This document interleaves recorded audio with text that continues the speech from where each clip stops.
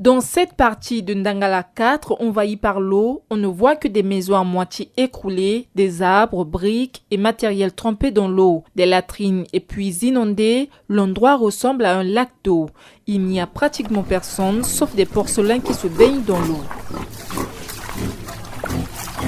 Après une marche de 2 km, nous rencontrons Pulchérie, une fillette de 14 ans qui puise de l'eau du puits pour préparer du melon. L'eau monte et déborde de ce puits de 12 mètres de profondeur et sa couleur est devenue jaunâtre. Avant, ce puits était profond, mais maintenant que c'est inondé, l'eau remplit toute la surface et elle change de couleur. C'est ce que nous buvons. Un peu plus loin, on découvre un autre espace inondé. Là, c'est un autre désastre. L'eau envahit tout le secteur, ce qui rend difficile la circulation des personnes. Ces enfants reviennent du puits, ils marchent dans l'eau stagnante, sale, revêtie des algues vertes.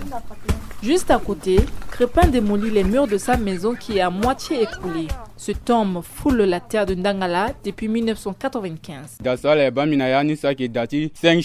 Ma maison que vous voyez était de 5 chambres et un salon. Elle mesurait 10 mètres de long, construite avec 70 tonnes. Cette catastrophe naturelle n'épargne pas les champs. Igor, père de 2 enfants, a vu sa plantation de taro et de bananeraie inondée. Pour le moment, l'eau a envahi tout ma bananeraie et mon champ de taro. J'ai tout perdu à cause de cette inondation. Ces cultures ne peuvent plus se développer, elles vont juste se fleurir mais elles ne porteront pas de fruits. C'est la deuxième fois que cette catastrophe naturelle a frappé la localité de Ndangala 4 selon Soabiti, chef du groupe, qui appelle à nouveau le ministère de l'Action humanitaire à l'aide.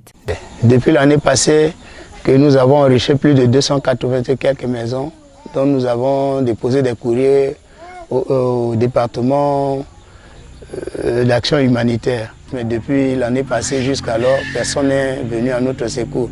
Et encore cette année, la pluie continue encore et nous continuons à enrichir d'autres maisons qui sont en train d'écouler.